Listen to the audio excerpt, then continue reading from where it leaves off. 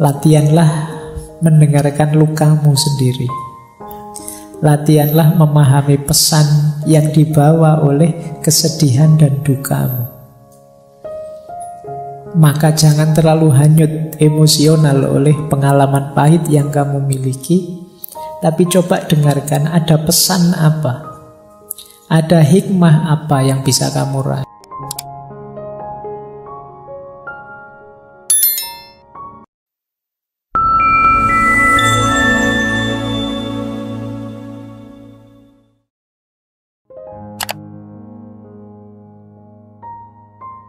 Assalamualaikum warahmatullahi wabarakatuh. Bismillahirrahmanirrahim. Ini salah satu pendapatnya Maulana Rumi. Ini menarik kalimat ini. Biarlah sang pecinta menjadi tercela, menjadi gila, menjadi linglung. Orang yang sadar akan khawatir tentang hal-hal buruk. Biarlah sang pecinta saja. Ini sebenarnya ingin bilang, orang itu kalau memang benar mencintai, dia tidak akan peduli dianggap tercela, dianggap gila, dianggap linglung. Ya konteksnya Maulana Rumi ini cinta ilahiyah, ya cinta kepada Allah. Meskipun sebenarnya cinta pada pasangan kadang-kadang juga ada yang selevel ini. Orang normal yang sadar biasanya tidak senang dengan disebut gila, disebut orang bingung, disebut kamu itu mbok yang waras. Kita kan enggak, orang normal itu tidak senang begitu. Tapi orang yang mencintai tidak peduli. Disebut tidak waras tidak masalah. Disebut gila juga tidak masalah. Disebut ngayal juga tidak masalah, tidak apa-apa.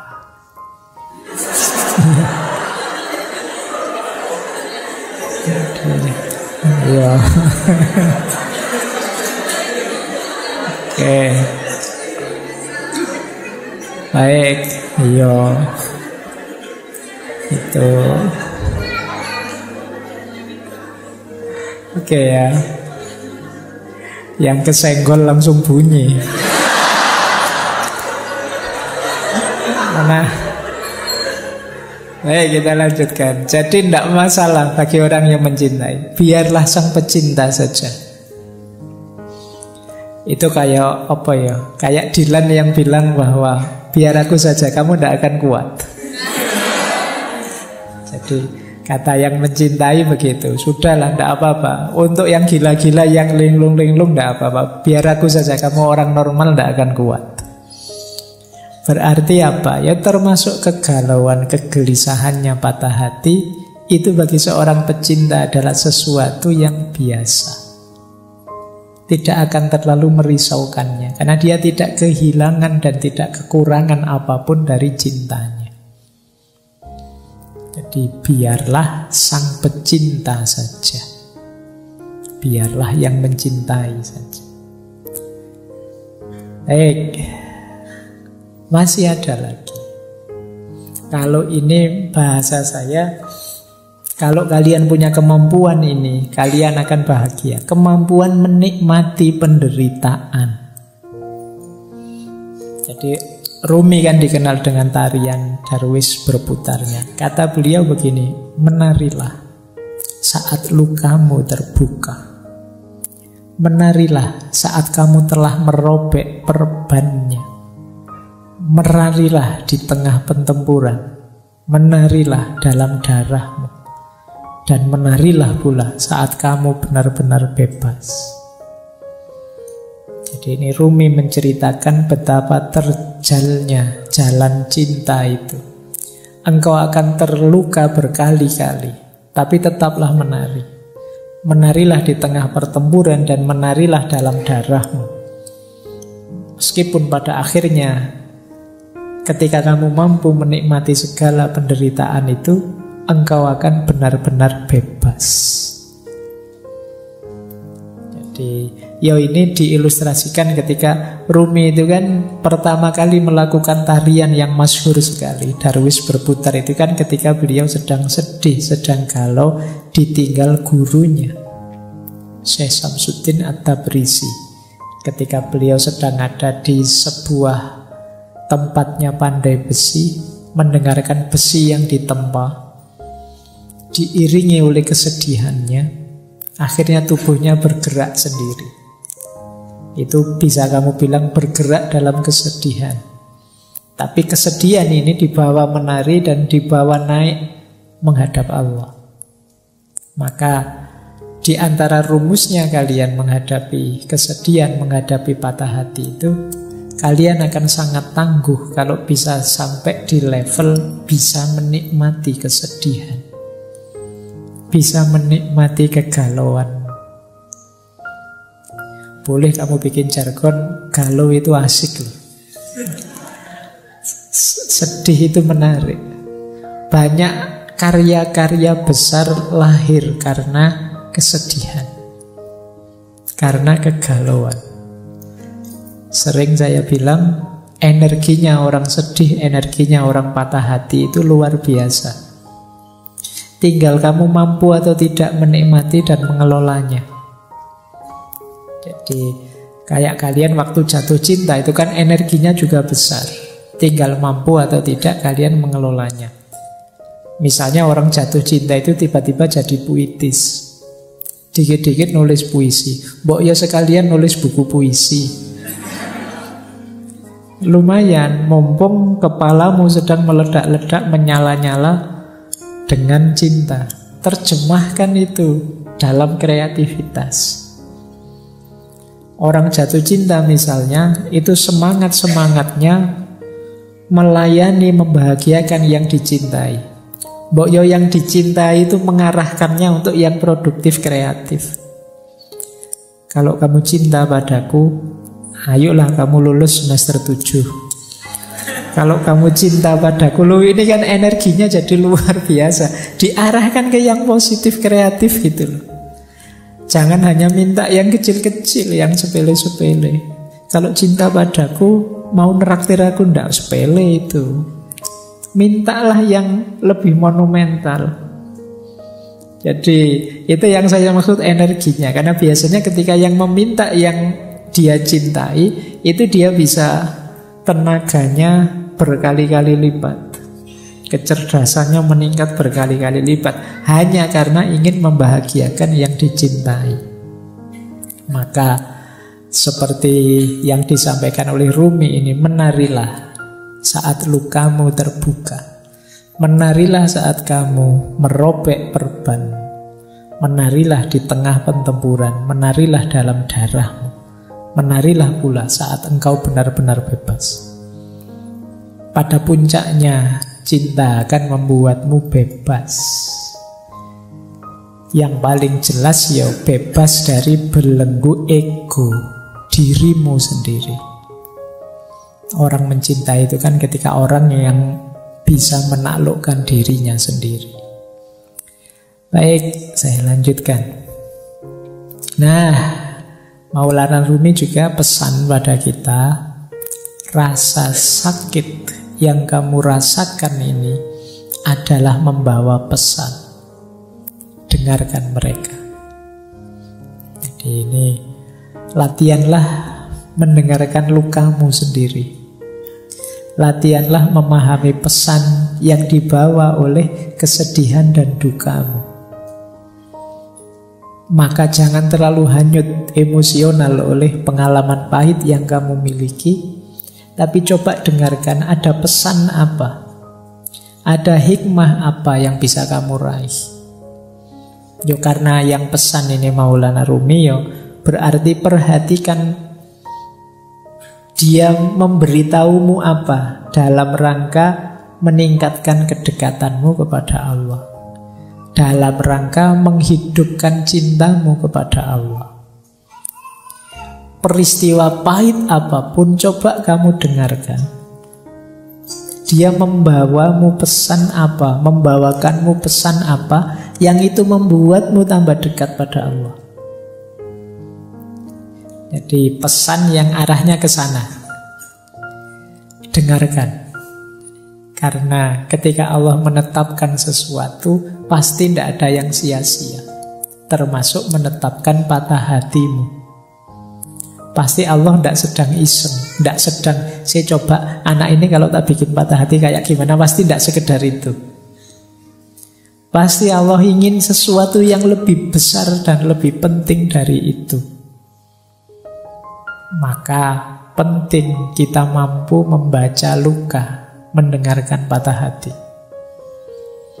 Ayat itu kan tidak hanya ayat tertulis, tapi juga ayat-ayat kauniyah. Patah hatimu dan lukamu itu ayat-ayat Allah juga. Coba dengarkan pesannya dari situ. Jangan-jangan mengingatkanmu atau mengujimu atau mendorongmu untuk tambah dekat padanya. Dan seterusnya. Baik, kita sudah ketemu Maulana Rumi dan ada kalimat yang menarik dari beliau. Di mana ada kehancuran, di situ ada harapan akan harta karun. Harta karun itu kan biasanya terkubur di balik puing-puing. Kalau tersimpan di lemari kan tidak disebut harta karun. Harta karun ini biasanya tersembunyi. Dan ini ada di balik kehancuran. Maka temukan mutiara-mutiara, temukan harta-harta di balik kesedihanmu, di balik kehancuranmu. Pasti banyak kalau kamu jeli mencarinya. Jadi ini lanjutan dari quotes yang tadi ya. Jadi dengarkanlah dan cermatilah, insya Allah kamu akan ketemu harta karun yang di situ kamu akan bangkit kembali, lahir kembali, jadi sosok yang lebih kuat, lebih hebat dari sebelumnya. Jadi ini pesan dari beliau. Di mana ada kehancuran, di situ ada harapan akan harta karun. Jadi jangan terlalu lama nangis-nangis sedihnya.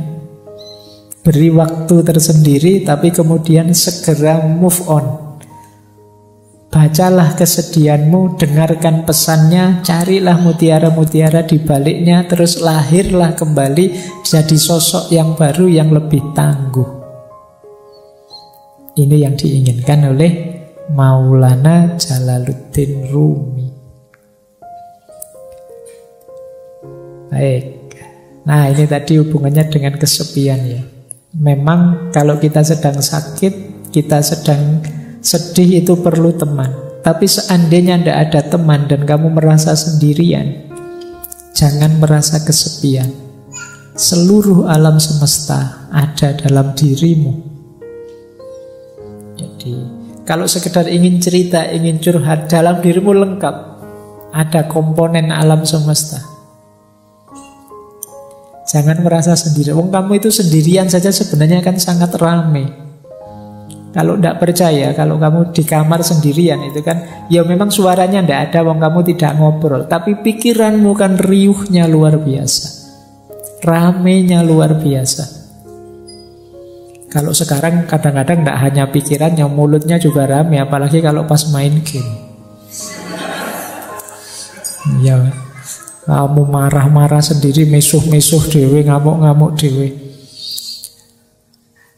Apalagi pikiranmu. Pikiranmu itu kan tidak pernah diam. Ketika kamu sadar, ya pikiranmu bunyi terus tentang apa saja.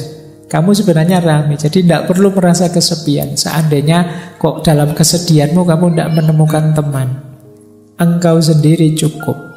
Jangan merasa kesepian. Alam semesta ada dalam dirimu.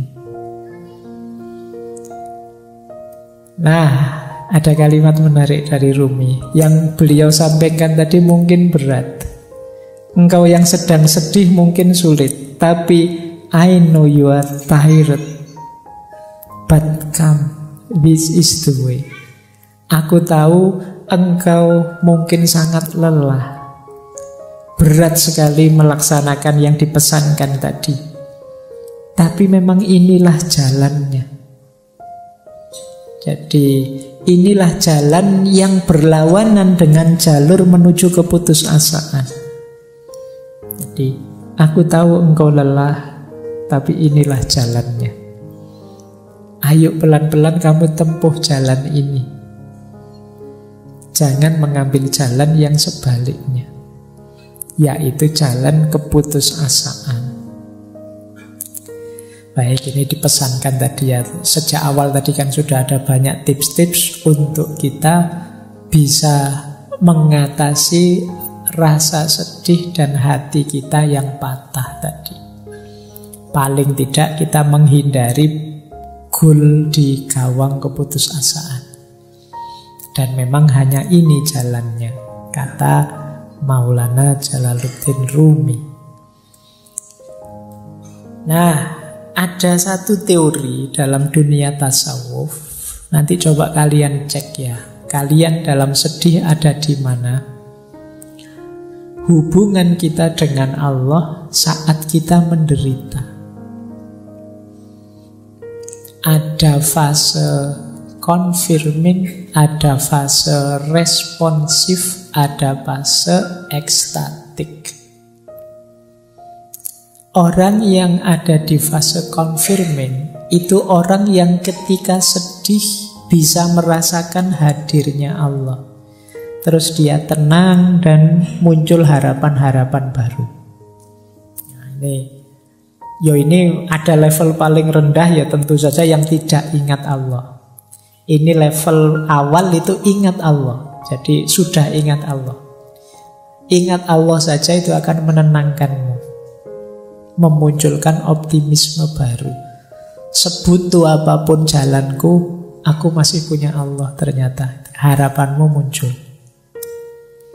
Ada fase lebih dalam lagi. Tidak sekedar sadar hadirnya Allah, tapi sadar dekatnya Allah dan baiknya Allah. Ini lebih besar lagi kegembiraan dan optimismemu. Allah akan selalu mengabulkan doa-doa kita, permohonan kita, permintaan kita. Allah selalu sayang dengan kita. Allah itu tidak pernah tidak baik kepada kita. Kita saja yang keluar jalur, sehingga kebaikan Allah tidak sampai. Kita saja yang ambil jalan rute yang berbeda dengan yang diinginkan oleh Allah. Ini fase kedua, namanya fase responsif. Ada fase ketiga lebih dalam lagi. Di fase ketiga ini kita tidak sekedar merasa dekat dan Allah itu baik, tapi kita sudah intim sama sekali. Kita sudah sangat cinta dengan Allah, sehingga apapun yang diberikan oleh Allah, apakah itu pahit ataukah manis, tidak masalah. Ini namanya fase ekstatik. Nah, dalam kesedihan kita ada di mana? Allah yang hadir dalam diri kita, apakah sekedar confirming, apakah responsif, ataukah sudah ekstatik? Orang yang sudah bisa menikmati kebersamaan dengan Allah adanya di level ekstatik. Orang yang hanya sadar Allah itu ada kok, Gusti Allah ora sare, itu namanya fase confirming. Orang yang sadar bahwa Allah itu tidak sekedar hadir, tapi dia maha baik dan akan mengabulkan semua doa kita, namanya fase responsif. Nah, teman-teman coba dicermati kehadiran Allah dalam diri kita itu seperti apa. Pandangan kita tentang keberadaannya Allah itu ada di mana. Itu menunjukkan level kedekatan dan level hubungan kita dengan Allah. Baik, kita akhiri dengan beberapa tips. Kalau ini agak praktis ya, kalau yang tadi filosofis.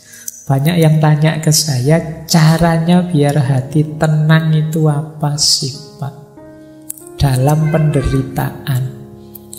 Ini saya ambilkan langsung dari beberapa ayat ya. Biar ini seperti ngaji beneran. Ada Al-Qur'annya. Segalau apapun dirimu, coba kamu rujuk ayat-ayat ini. Mungkin kamu bisa lebih tenang. Yang pertama surat Al-Insyirah, ayat 5 sampai ayat 6. Yang bunyinya adalah fa inna ma'al usri yusra, inna ma'al usri yusra. Maka sesungguhnya bersama kesulitan itu ada kemudahan. Sesungguhnya bersama kesulitan ada kemudahan. Sesulit apapun hidupmu, sepahit apapun pengalamanmu, tidak usah khawatir, pasti ada kemudahan. Bahkan ada penafsir, ada mufasir yang mengartikan setiap ada satu kesulitan Allah akan memberikan dua kemudahan. Ini kan diulang dua kali. Fa inna ma'al usri yusra, inna ma'al usri yusra. Jadi yang pertama, kamu ingat-ingat ini. Allah sendiri yang menjanjikan. Sesungguhnya bersama kesulitan ada kemudahan. Maka jangan putus asa. Pasti ada jalannya, pasti ada kemudahan. Kemudian yang kedua, boleh dilihat surat Ar-Ra'd ayat 28. Tadi sudah kita singgung sedikit ya. Ala bidzikrillahi tatmainnul qulub. Sesungguhnya dengan mengingat Allah, bukankah dengan mengingat Allah itu hati menjadi tenang. Tadi sudah kita jelaskan level kedekatannya. Jadi kalau ingin tenang, hadirkan Allah. Ingat Allah itu menenangkan. Karena apa sih yang tidak mungkin di hadapan Allah. Terus yang ketiga, kalau masih ada kebingungan-kebingungan, kekecewaan-kekecewaanmu karena keinginanmu tidak terpenuhi, boleh teman-teman merujuk surat Al-Baqarah ayat 216. Wa asa an takrahu syai'an wa huwa khairul lakum wa asa an tuhibbu syai'an wa huwa syarrul lakum wallahu ya'lamu wa antum la ta'lamu. Jadi firman Allah, mungkin saja engkau membenci atau tidak suka sesuatu padahal itu baik untukmu. Dan mungkin juga engkau mencintai sesuatu padahal itu buruk buatmu. Allah lebih tahu, sedangkan kalian tidak tahu. Jadi ayat ini mengajarkan kita yang tidak terjadi dari keinginan kita itu tidak selalu nanti sesuatu yang baik untuk kita. Jadi yang kita sukai bisa jadi itu buruk untuk kita. Allah lebih tahu. Jangan terlalu kecewa, jangan putus asa. Kalau cita-citamu gagal, bukan berarti itu ada kebaikan yang lepas. Bisa saja itu tidak terlalu baik untukmu. Allah menetapkan sesuatu itu ya pertimbangannya kasih sayang cintanya pada kita. Pikiran kita terbatas, sulit untuk bisa tahu sampai detail sedalam-dalamnya manfaat dan efeknya sesuatu. Allah lebih tahu. Jadi kalau teman-teman sedang kecewa, sedang galau, keinginannya kok tidak terpenuhi, baca ayat ini. Bisa saja yang aku inginkan, yang tidak terpenuhi itu sesuatu yang aku sukai sih, tapi bisa saja dia buruk untukku. Bisa saja yang aku hindar-hindari, ternyata inilah yang baik untukku. Allah tahu, kita yang tidak tahu. Nah, membaca ayat ini mungkin bisa menenangkan kita. Kalau masih ada galau-galaunya, wa idza sa'alaka ibadi anni fa inni qarib ujibu da'watad da'i idza da'ani. Kalau hambaku meminta padaku, sesungguhnya aku dekat. Aku menjawab doa orang yang berdoa saat dia berdoa padaku. Jadi ayat ini menenteramkan kita masih punya Allah dan Allah dekat. Apapun yang aku minta, insya Allah akan dikabulkan. Nah, ini akan menenangkan kita. Yang terakhir surat Ar-Ra'd ayat 24. Salamun alaikum bima sobartum fa ni'ma uqbaddar. Ini finalnya. Kalau memang yang atas-atas tadi masih sulit, sadarilah tetap salamun alaikum bima sobartum. Selamat atas kamu karena kesabaran. Fanikma ubadar itu betapa nikmatnya rumah tempat kita kembali nanti ke hadapan Allah. Hidup ini memang banyak ujian, banyak kesulitan, tidak masalah, sabarlah. Ada kenikmatan puncak nantinya bersama Allah. Itu fanikma ubadar. Ini dari Al-Quran. Boleh teman-teman mengambil, ini masyhur sekali, penenang hati, obat hati. Ini sebenarnya nasihatnya Syekh Ibrahim Al-Khawas. Bisa dicek di kitab Risalah Al-Qushairiyah. Kalau di Indonesia sudah jadi lagu terkenal sekali. Dawaul Qalbi Khamsatu Asya'a.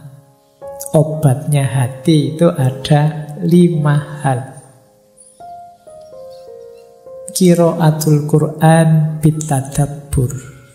Membaca Al-Quran sambil tadabbur, merenungi maknanya. Wa kholaul batni, dan perut yang kosong, puasalah. Wa qiyamul laili, dan sholat malam. Wa tadurru indas sahar, jadi merenung, tafakur, zikir pada Allah di waktu sahur, sepertiga malam yang terakhir. Yang kelima, wa mujalasatus sholihi, dan duduk bareng orang-orang yang soleh. Itu menenteramkan hati. Kita zikir tengah malam, kita zikir sepertiga malam, menenteramkan hati. Kita sholat malam, menenteramkan hati. Kita puasa, menenteramkan hati. Membaca Al-Quran sambil tadabbur, menenteramkan hati. Kalau kita kebingungan, apa yang harus saya lakukan? Pikiranku buntu, sedang stres-stresnya, frustasi-frustasinya. Pilih satu di antara 5 atau lakukan 5-5-nya. Paling tidak kalau kita puasa, kita tidak mikir kegalauan kita lagi, mikir laparnya. Oh, itu kan kita, aduh kapan buka puasa ya, habis kamu tidak mikir yang-yangan lagi, terus mikir poso. Makanya kata Rasulullah itu, anak-anak muda yang sudah ingin nikah tapi tidak kuat nikah, puasa saja.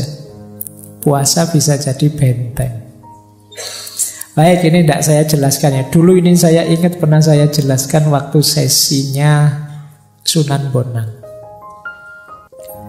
Baik, saya tambah satu lagi, doa. Mungkin teman-teman butuh praktis doa untuk menenangkan hati. Ada banyak doa yang bisa kita baca saat kita sedang galau. Yang pertama, usahakan nanti kalau berdoa ngerti maknanya ya, biar lebih mantap. Doa ini doa anti kesedihan. Yang pertama ini ya, anti males, anti utang. Langsung dari Rasulullah. Allahumma inni a'udzubika minal hammi wal khazani wa a'udzubika minal adsi wal kasali wa a'udzubika minal jubni wal bukhli wa a'udzubika min ghalabatid daini wa qahrir rijal. Jadi, ya Allah, aku berlindung padamu dari kegalauan dan kesedihan. Aku berlindung padamu dari rasa lemah dan rasa malas. Aku berlindung padamu dari sifat pengecut dan sifat bakhil. Dan aku berlindung padamu dari dikalahkan oleh hutang dan ditindas oleh orang. Nah, boleh teman-teman berdoa dengan kalimat ini. Atau yang kedua, ini doa minta tenang. Allahumma inni as'aluka nafsan bika mutmainnatan tu'minu biliqa'ika wa tardo biqada'ika wa taqna'u bi'ata'ika. Ya Allah, sesungguhnya aku meminta padamu jiwa yang tenang bersamamu, yang percaya pada pertemuan denganmu, yang ridho pada keputusan-keputusanmu, dan rela merasa cukup dengan apapun pemberianmu. Ini kalau doa ini dikabulkan, insya Allah hidup kita tenang. Yang ketiga ini juga menarik. Kalau patah hati ditinggal pacar, Allahumma ajirni fi musibati wakhluf li khairon minha. Ya Allah, selamatkanlah aku dalam musibahku dan gantilah untukku yang lebih baik darinya. Nah, ya sapa ngerti setelah berdoa ini terus diganti yang lebih hebat dari sebelumnya. Doa yang keempat ini juga menarik. Kuatirnya ketika kita sedang sedih melakukan hal-hal yang tidak seharusnya. Perbanyak membaca ya muqallibal qulub sabbit qalbi ala dinik. Kalau masih terasa sangat berat penderitaanmu, patah hatimu, Rasulullah itu sering menggunakan doa ini. Ya Hayyu ya Qayyum birahmatika astaghiitsu. Wahai Zat yang maha hidup, yang maha tegak, dengan rahmatmu aku minta pertolongan. Atau masih sangat berat, kok gelap rasanya di kiri kanan, tidak tahu mau apa, mau kemana, boleh pakai doanya Nabi Yunus. Nabi Yunus itu kan mendapat ujian maha berat sampai ditelan oleh di laut. Nah, ini doa yang beliau baca. Jadi kalau teman-teman hidupnya stuck sama sekali, gelap sama sekali, tidak tahu mau kemana, boleh mengamalkan doa ini. La ilaha illa anta subhanaka inni kuntu minadz dzalimin.